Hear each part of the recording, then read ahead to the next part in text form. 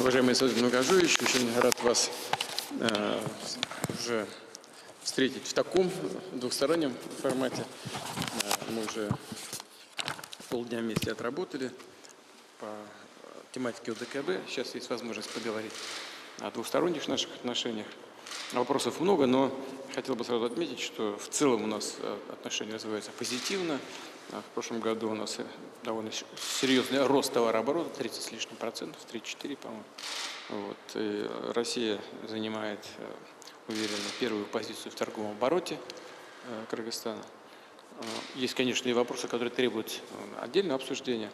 И очень рад, что на полях нашего сегодняшнего международного мероприятия можно поговорить по этим проблемам. Спасибо, Владимир Владимирович.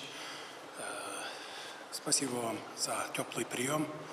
Я очень рад возможности встретиться с вами. Прежде всего, позвольте поздравить всех нас с 77-летием Великой Победы. Мы в этом году еще празднуем 30-летие установления дипломатических взаимоотношений, в связи с чем поздравляю вас и в вашем лице весь великий российский народ с этим юбилеем.